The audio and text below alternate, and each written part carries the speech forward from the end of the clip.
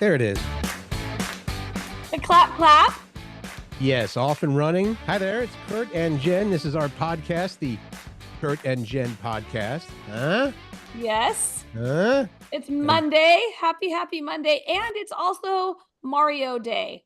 Mario You know why has it's a Mario Day? day. I didn't get that until I saw how you wrote it, because it's March 10th, so MIR for March, and then 10 kind of spells Mario.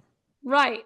And per the Morning Brew, it says traditional celebrations include reckless driving, pursuing a princess, and befriending a dinosaur. And if you want to go above and beyond, launch a Koopa shell at your nemesis. All those things for Mario Day. I'll have to I see if I have any guess. Koopa shells.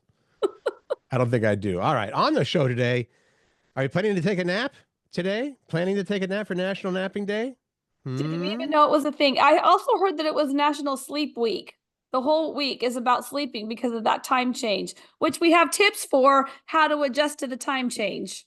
Also, our question of the day from Friday was you share your best food and beverage combos. Going to get to that along with an app that has you do something before you start doom scrolling, maybe to help with that, right? Yeah. And then ways kids insult our cooking and how you can be a roadie for Gene Simmons.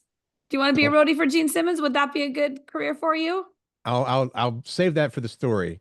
Your Okay. answer my answer might surprise you, or maybe Okay. not. Weekend's behind us now. I just want to say thanks to everybody who showed up and helped out. Did a fundraiser for Bishop Blanchette High School right here in Seattle on Saturday. As always, it was a good time and lots of money was raised. Lots and lots. Yeah, I could say lots and lots. Yeah, 2 lotses at least. Okay. What about you? How was your weekend? Well, I went up to Cedar Woolley to deliver food to Pat because he is still, as of last night, testing positive for COVID. So I did the I'm putting stuff on your porch. He checked the oil in my party pilot and off I went. And on the way, because I had to get Macy back to the theater for her call time for the Snow White performance, right? That's right. And as we're driving back, a light comes on that says something about the charging system of the party pilot. Okay. And so I call Pat as Macy's driving, and he's like, "Well, how far out are you?" And I'm like, "Well, far enough out that I don't want to turn around and go back." And he's like, "Okay, well, call me if it goes back on," because it just flashed real quick. Right. And so we keep driving along, and then it flashed real quick again, and then it just stayed on. So we called Pat again, and we said, "Okay, here's the situation. Now it's just on." He's like, "Your car is going to die." Because what is happening is the alternator is going out. And once that happens, the battery will drain and die and you will be stranded. So you better take the next step, because we told him where we were. And he's like, "You take that next exit, you go to my mom's house. I'm calling my brother. He's going to help." And so long story short, Brian, Pat's brother, had to drive us back to Cedar Woolley. We were in Smoky Point, back to Cedar Woolley to get Pat's car to then drive back down to make the call for Macy. That's a good mom right there, and a good boyfriend. It's a and great good boyfriend. Brother. We drove up and he was disinfecting his car for us. Nice. You need to get a different vehicle. Well, Pat changed the alternator out, but he said I should list it. He said I should try to sell it for cheap. Maybe people want to buy it for parts. Doesn't it have something different break on it every week or every other day? No, we can move on. I don't want to talk about it anymore. Today, surprise, surprise, the day after the daylight saving time is National Napping Day, because a lot more people are really, really tired after springing forward. This is true, myself included. Me too. You lose an hour, and it's when people ask, should we hold on to the time changes or not? It's like, well, we all love falling back. Well, yeah, because you get your hour of sleep back. I love that day, but the springing forward is getting more and more difficult. So they made this a National Napping Day. I suppose if you want to be a good patriot, you could say maybe halfway through your workday, it's like, you know what, I got a nap. I got a nap. It's my civic duty to go on nap for National Halfway Napping through, I'm going to go take a nap after I'm done with this podcast. Okay. Well, we could do that anytime we want. Well, we have the luxury of doing that. We'll call it a luxury. Right. So the polls, I mean, if you want to know the numbers, 42% of people say they've had their sleep affected in some way by daylight saving time. That is true. And another poll says 60% of people would love it if they never had to change their clocks. I All thought right. it was interesting that women feel the effects more than men Hmm. of the time change as far as being tired. Does it explain why? No, it Oh, just okay. says they feel the effects more than men. Hmm. That's all. Well, I'm feeling it more than you. I'm just going to tell you that now Okay. for sure, with That's no science because, behind it. hey, listen, that's because you don't feel great, Curt Cruz. You have a little bit of a cold. That is true, and the allergy season. A lot of people have noticed this. It's well, it's spring basically now, and so that's really picked up a lot too. The first couple weeks of spring, when all the people are like, oh, the cherry blossoms are blooming, and I'm like, oh Oh, they no. are. That reminds me. I did see that. I was driving Mhm. down the road. I'm like, oh my gosh, There the it cherry is. blossoms are starting to bloom. If you want some assistance here, back to the time change. There are some things you can do to adjust because they say it takes maybe up to a week to adjust to the time difference. All right, so we have some advice here, some Yeah. helpful hints that might help you, with the adjustment to the time change. Here you go. Get some sun, which is Hmm, kind of hard to do around here sometimes, that's around the true. Pacific Northwest. But if you can get outside and get some natural light, it helps reorient your internal clock, even if it's cloudy, they say. So even if the sun isn't shining, get outside for natural light because it helps with your circadian rhythm. I've There you read a go. lot about that. Despite the time change, that helps no matter what. Don't Also, don't lean in on that extra cup of coffee. It's tempting when you're tired, but caffeine too late in the day can help you stay up at night. So try to stop around noon. eating meals on your new schedule is important. If you normally eat lunch at 1, you might feel hungry until 2. Stick to your normal lunchtime, they say. Also, get some exercise, which goes along, I think, with getting outside in the sunshine because even a brisk walk can make you feel more alert. And hydrate. Drink some water. If you're Hydrating fatigued, is always a thing, if isn't you're it? fatigued, it probably means you're dehydrated too. Hope that helps with your National Nap Day doldrums, I suppose. When I say hydrate, hydrate with water, not alcohol, by the way. I think that goes without saying, but okay, it's important. Um, well, here's some Ugh, news I don't think people are that happy about. I hate this so much, Mhm. Curt. It's that So time of year much. when trades are happening in all sports. I mean, shoot, let me see. I'm going to go real quick over who the Kraken lost. We traded away Yanni Gord and Oliver Bjorkstrand, and we traded away Brandon Tanev. Those were the biggies. Now the Seattle Seahawks are sending two-time Pro Bowler DK Metcalf to the Pittsburgh Steelers. This was revealed yesterday. And what we're getting in return, the Seahawks in return are getting at least a second round draft pick, which to me seems like not a great deal for the Seahawks, but what do I know? You'd think there'd be like a player involved or something. So, uh, DK had requested a trade from the Seahawks last week. As you recall, he was saying something about he wanted to go to a warmer climate. Pittsburgh is not that, but Is that why he was saying he wanted to be traded? I didn't even know. well, I'm I, sure there's more to it than that. But he had either jokingly said or there's something in there, but I got to get someplace where it's warmer, and that's not Pittsburgh. In fact, Pittsburgh is colder. so I'm this sure of is it. not Pittsburgh. I forget where's what am I trying to say? The old Seahawks coach. Russell Wilson. No, where does Russell Wilson play? Do you remember? Russell Wilson plays in Pittsburgh. Oh, Whoa. oh, okay.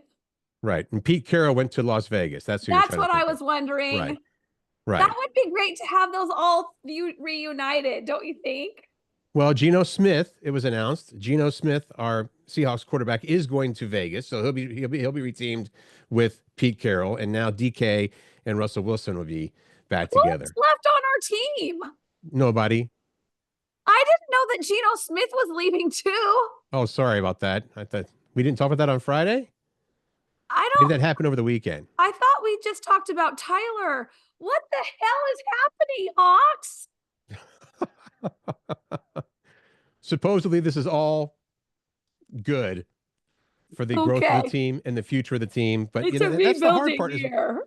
well, when you understand, I mean, and we all understand that it's a business, but you get attached to the players, and they become part of the reason you watch the game. And so it's difficult sometimes to tap into that when they send your favorite player someplace else, like, oh, this is for the best. Like, no, Not only do I like that person, I also have their jersey with their name in the back of it, which is worthless now. Let's move on. You're not happy. I don't want to do this for this song. The story has too Dolly upbeat of Par- music. Did you hear about this? Dolly Parton released a really touching tribute song to her late husband. Her Hmm. husband died last week. Was it last week or the week before? Carl Dean, yeah, and they had been together for almost 60 years, Yeah.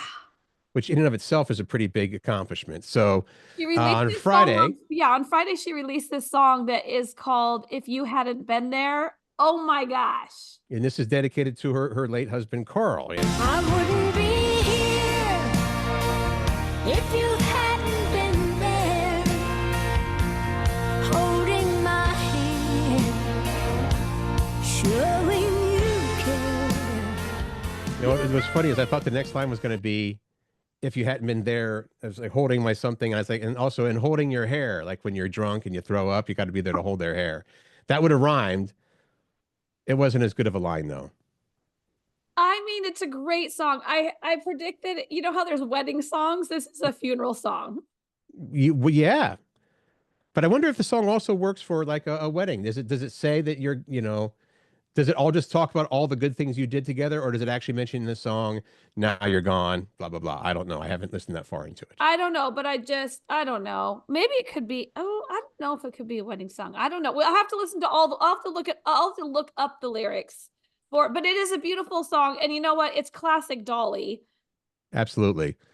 Few lyrics we have here. If you hadn't been there, where would I be without your trust, love, and belief? The ups and downs we've always shared, and I wouldn't be here if you hadn't been there. Nice. I know. I love it. Good job, Dolly. Hope somebody writes me a song when I kick it. Will you write me a song when I kick it? Sure, I'll write you a song, Curt. Okay. I'll even sing it for you. Our question of the day on Friday. I've got This is a some fun one. ideas now. I have some new ideas on food beverage combinations, Curt Cruz. Well, I see what you put down here, and it's a good one. The question was, and thanks again for everybody who shared on this one. Basically, the best food and beverage combo. And I misread it at first. I was like, oh, that would be peanut butter and jelly. It's like, no, it's got to be food and beverage combo. Yeah. So, It's like what food goes with what beverage? and Miss Pirak, you did say peanut butter and jelly with a glass of cold milk. Yes. That's a good combo. And I think, well, I'm not going to say anymore because I imagine that they're in here somewhere. But we'll start off with Jackie. She said the best food and beverage combo is popcorn and champagne. That's her famous girl dinner. Oh, okay. I've never heard of that before, but it sounds good. Buttered popcorn and Coke Zero is what Lisa said. So there's the popcorn again. What And about Gwyneth, Oh yeah, sorry, go ahead. that's right. Gwyneth had a burger and champagne. I mean, I feel like Jackie and Gwyneth should get together and have some champagne. All of them get together and have their champagne. Let's see. Emma said chips, guacamole, and margaritas, and Jennifer said margaritas and tacos. So there, Emma and Jennifer should get together as well. Kayla's was easy. Literally any food, anything, any item, anything, and then iced coffee. Hmm. Hmm. What I don't won't know. go good with iced coffee, Curt Cruz? A lot of things. Like Well, I mean, salad? I don't think I would like salad with iced coffee. I mean, you can drink iced coffee with anything, but as far as like a classic combo, like here, Ann says a huge hamburger with fries and a big real vanilla milkshake. Okay, I can get on board with that. I might add a little Absolutely. chocolate to that. Absolutely. Corey, I don't think I replied to Corey asking her what beverage she'd put with these. I think she read it as what food combos go together because she said Right. tortilla chips and salsa Okay. and peanut butter and maple syrup on waffles, but she didn't get back to me on what beverages would go with it. So I'm gonna answer that for her. With the chips and salsa, probably a margarita, and with the peanut butter, and I would probably say maybe some orange juice. Now milk, Milk? I would Okay. say, but all right. Jenny says Pepsi Zero and a corn dog. That's good. Laurel, peanut butter, mayo, banana, and lettuce sandwich with a glass of milk. Have you had that before? No, and I don't think I'm going to. I have. I do not care for it, but some people really love it. Well, the sandwich sounds okay on its own, but I think the glass of milk with it is, maybe with a Coke or something like that. I don't know. What? A Coke with some banana and mayo and lettuce? It's a sandwich. With peanut butter? Yeah. Okay. We're Sonia not here said- to judge. What am I doing? We're being judgy. I'm going to stop being judgy right now. No, I'm not. Laurel can eat what she wants. I'm just not going to eat it. That's all I'm Okay. saying. Sonia said buttered toasted English muffin with peanut butter and a fresca, specifically a fresca. Nice. I know. I thought that was an interesting combination. Hmm. Bill with the barbecue wings and diet soda. Good one. Nancy said chocolate chip cookies and milk. That was going to be mine. When you first said the classic combo, it's got to be cookies and milk. But Would you say warm chocolate chip cookies and milk? well, if you want to get specific, yes. Warm Yeah. chocolate chip, that makes it even better. Phil got really detailed. Phil said a garden grown beef steak, tomato, and bacon sandwich. Tomato sliced about an inch thick. Bacon about 6 slices. Mayonnaise, of course. Hellman's, which is Best Foods here. And drink, he says, we put whatever you want with it because anything will go good, delicious with this. Oh, is that in the spirit of things? Well, he should have listed a drink. The Okay. sandwich sounds good. Paul said Pen Cove mussels and a beer. Nice. Jill, who happens to be my Aunt Jill, I love that she responded, hot soup and cold milk, potato chips and chocolate ice cream. Okay. All right. Becky said white Chardonnay and popcorn. Well, Chardonnay, white wine, or like a Chardonnay and popcorn. And then Barb said grilled cheese and tomato soup. And she said, yes, the tomato soup is a beverage. Oh, yeah, you could drink it out of a cup. Yeah. I like that. Those are some Yeah. good combos there. Is Nothing yours cookies and milk? Is that what your combo is? Well, I also liked yours. The peanut butter and jelly and milk was also a good one. Here's the other thing. Whenever I don't drink soda very often, but when I have a burger and fries and when I have pizza, I usually like to have a soda. Like those are the things that where I love to have a soda. I would say also grilled cheese with a Coke would be mine as well. Okay. You can have any soda, I guess. I'm not judging. I appreciate that. Not judging. All right, what's the deal here? A new app. Well, It's going to help you with doom scrolling. I will tell you. Okay. We spend so much time doom scrolling on social media. And it says arguing with bots. You may have heard the slang phrase, go touch grass, which I have not heard that before. Have you heard that? I have heard that, but I didn't know that people took it literally. It really means get offline and spend some time in the real world. So there's a new app called Touch Grass, and it forces you to literally go outside and touch grass before going on social media. Here's how it works, because I was like, how is this even a thing? Right. Touch Grass asks you to choose 2 apps that are your biggest time sucks, right? Like, what do you spend the most time on that you want to limit? And then Okay. it blocks those apps. And the only way to unblock them is to take a picture of yourself outside actually touching grass and then submitting it. Then you'll choose how much time you can have on each restricted app. I love that. There's a couple caveats. Let me see what they are. I've got to Well, read it's Touch Grass is only available as a pre-order now. It doesn't come out. Well, it comes out this Friday. So, I mean, it's a pre-order now, but Friday you can get it. I wonder how much you have to pay for it. So far right now, it's only for iOS and the Apple App Store. So if you have anything besides an iPhone, you may not be able to use it just yet. It's coming though. That's coming. I just read Sure. that. That's coming. Okay. The app is free, but upgrading it will cost $6 a month or $50 annually. What's the upgrade? The premium version will let you unblock an unlimited number of apps, give you periodic skips, and provide detailed screen time reports. Periodic skips, that sounds like that defeats the purpose. Oh, the premium version will let you block an unlimited number of apps. Okay, so because the free version only allows you to block 2. Okay. The pre-orders for this are around 30,000. 30,000 people signed up for this. And they're also trying to figure out how they can do, they're planning on doing a touch snow, touch sand, and other environments. Nice. That's kind of cool. I actually, Well, it's like you're forcing yourself, what's best for you, but we all have a hard time with the doom scrolling maybe. And so this is making you have to do something. I like it. I think I would do that just for fun. What 2 apps are your biggest time suck? I'm going to say social media, probably FaceTime and Instagram. Facebook and Instagram? I'm sorry, Facebook and Instagram. Yeah. Yeah, me too. All right. Stay There we with go. me. This can apply. I mean, we're close enough to Canada. Yeah.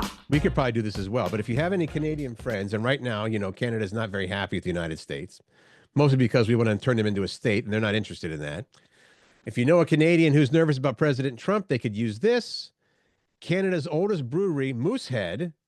You ever had Moosehead beer before? Well, I mean, I've heard of it, but I'm not a big Okay. beer drinker. Moosehead is selling a giant crate of 1,461 cans of lager. They're calling this the presidential pack. They're saying it's about one beer a day that'll be just enough to get through the next 4 years. That's pretty funny. The presidential pack. Even if you first of all, we're going to refrigerate 1,461 cans of beer, and even refrigerated 3.5 years later, are they still going to be tasty? Maybe, I don't know. I was gonna say maybe, I don't know. I have no idea. It's still a fun idea. It's kind of funny. Go They have a new, Moosehead. do you know they have a new president now? Or prime minister. It's called a prime minister up there, right? Right. They Yeah, just elected Trudeau a is new out. one. Yeah. Forgot his What's this name, deal? but they did. The thing? The most common ways kids insult our cooking. And as a parent, if you're a parent, you can relate to this because a poll found the average parent spends 67 hours a year negotiating with their kids. And if you break it down, that's 11 minutes per day spent bargaining with them. Okay. I think 11 minutes a day is low. All right. Well, the deal is, and you would know, you could share on this, with young kids, one of the top things kids and their parents negotiate about is food. They negotiate about the food, meaning the food that they don't want to eat. And I believe, if I'm not mistaken, your youngest, Macy, is a picky eater. Is that correct? Yes. Okay. Yes. So here's the 10 most common complaints and insults parents hear about their cooking. I don't like vegetables.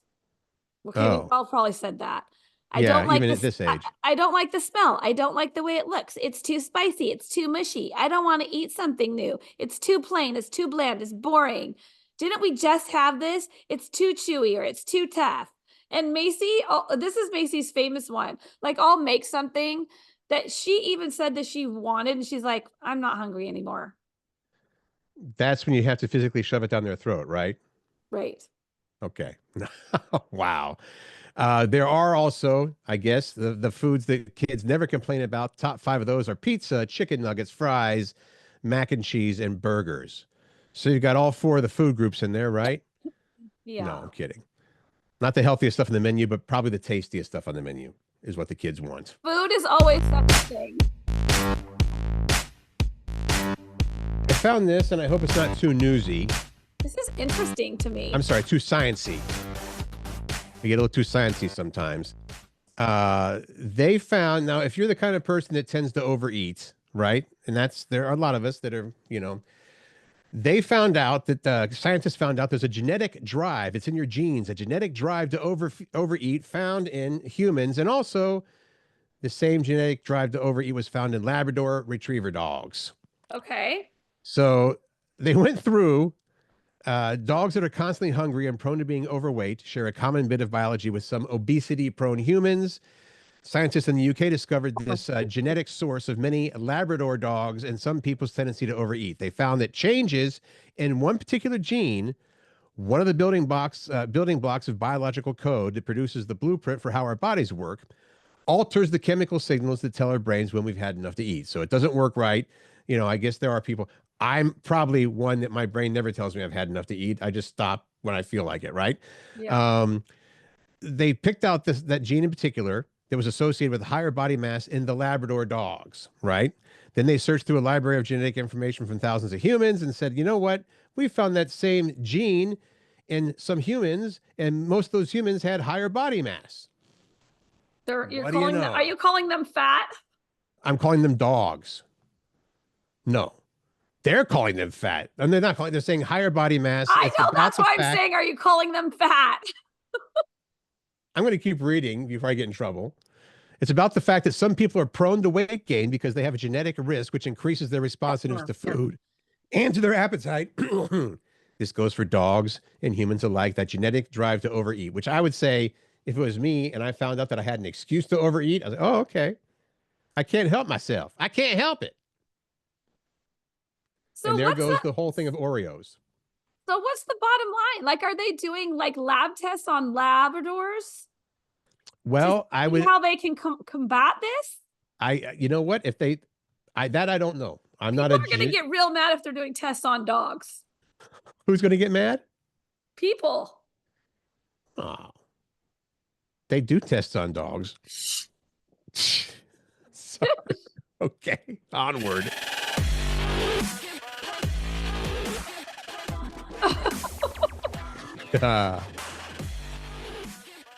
All right. Don't mention that stuff. I'll talk about Gene Simmons then. How's that? Yeah, you have a story about Gene Simmons? If you want to be a roadie for Gene Simmons of Kiss, here's how to make it happen. You can pay him To be his roadie. $12,500. That's how much Gene Simmons will allow you to pay him to join the road crew on his upcoming tour for one day. So if you want to hang out, and I wonder how much, I guess people are thinking, oh, I'll spend this big bulk of money, $12,500 to get to hang out with Gene Simmons. I wonder if no, go load those amps and pick up that microphone. That's the thing. They definitely are going to have you work. You have to load gear, help set up the show, but you also get some perks. You get to here they are. You get to eat with Gene Simmons, sit in on the sound check, and you receive a signed set list and a bass guitar that's used during rehearsal, plus a crew shirt and hat. Ooh, Okay. Our friend Randy might want to do this. He just took up bass playing. That's true. Is he a fan of Kiss and or Gene Simmons? I don't know. Gene will also bring you on stage and introduce you, and you get to bring one guest. You can also bring up to 4 items for Gene to sign. So at least you're getting some stuff for it. I mean, apparently that $12,500 does not include your ticket to the show, though. You're going to have to buy that separately. I mean, that's kind of bologna slices, wouldn't you say? And you asked me earlier if I would want to do that. No, not at all.